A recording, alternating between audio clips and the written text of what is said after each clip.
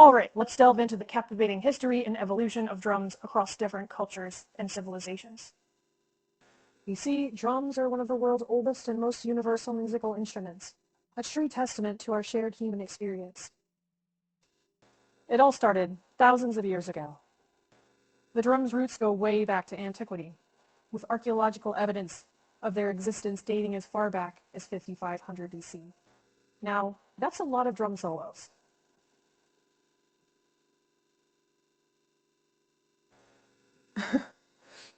In the early days, they were used for more than just making music. Drums played a vital role in communication, religious rituals, and even warfare. As we move through history, you'll see that drum designs vary significantly across different cultures. African drums, for example, often contain a hollowed-out body known as a resonancer, with an animal skin stretched over the top. The sound is produced when this skin is struck with hands or sticks.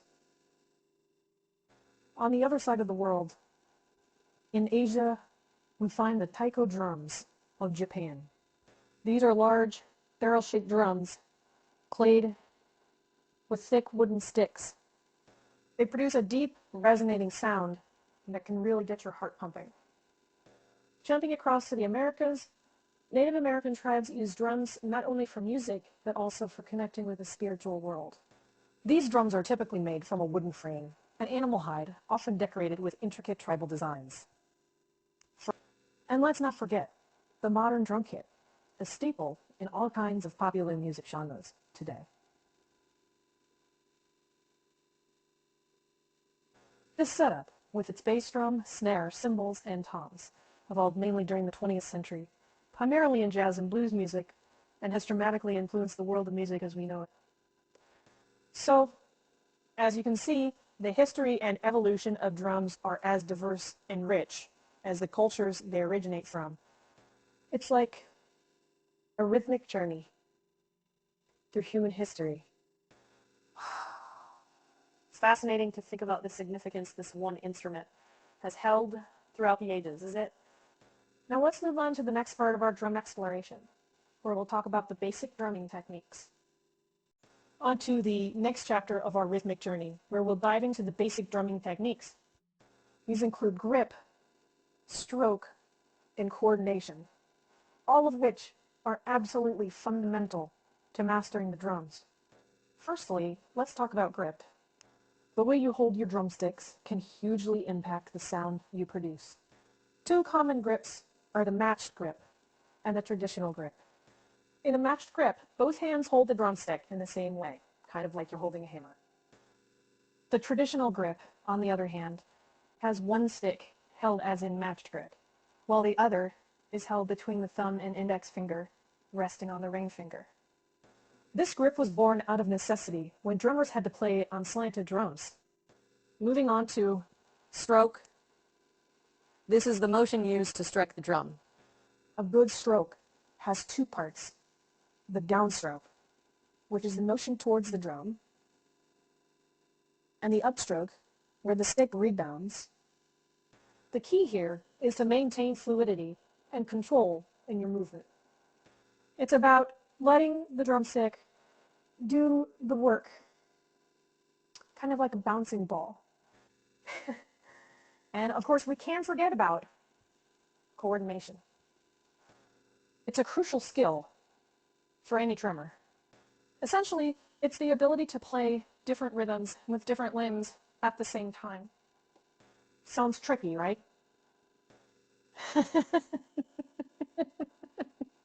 But don't worry. Like any skill, it just takes a bit of practice. And remember, drumming isn't just about hitting things with sticks.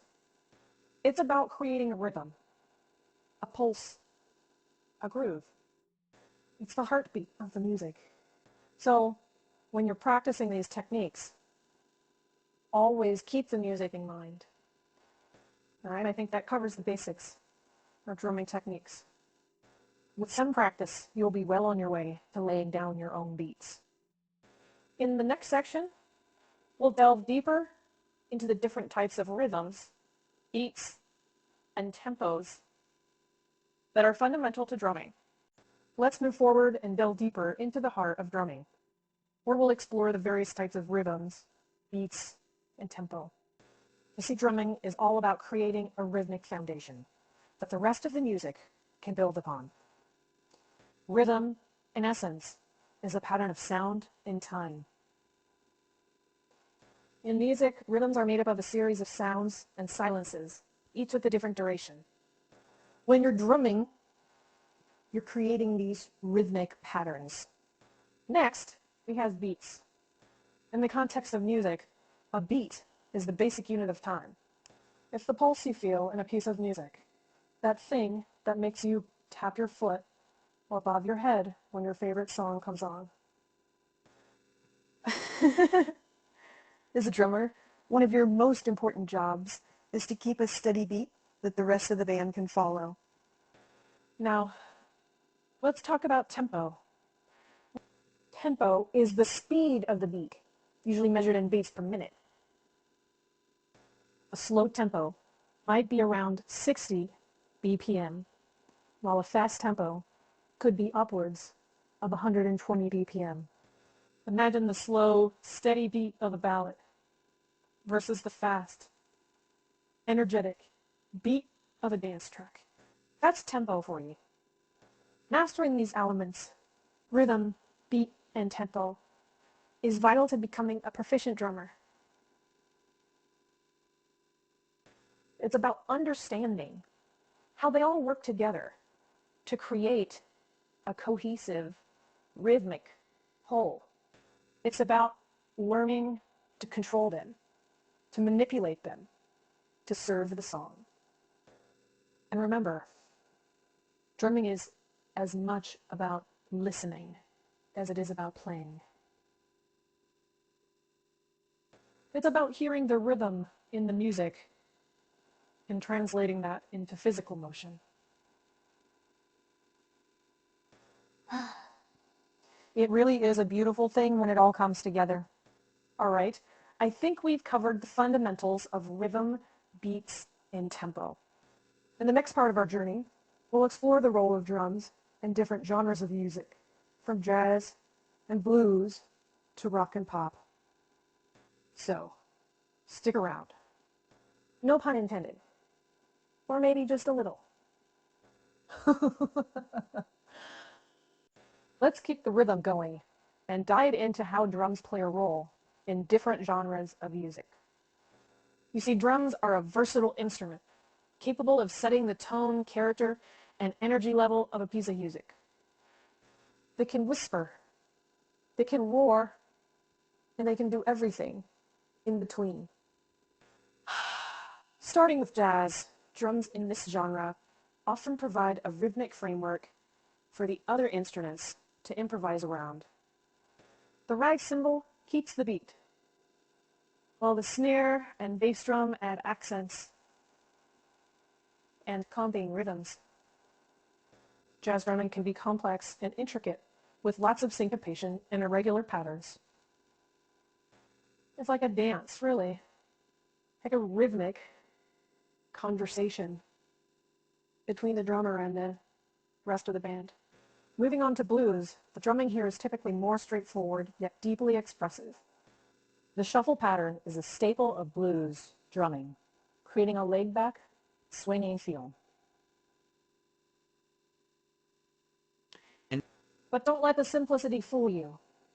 Blues drumming is all about feel, about conveying raw emotion through the rhythm. Now, let's rock on over to rock music.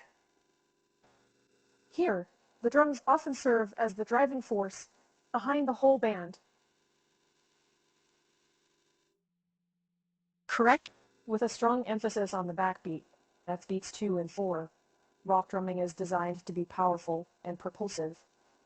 It's about creating a solid foundation that the rest of the band can really rock out on. And finally, let's pop in the pop music.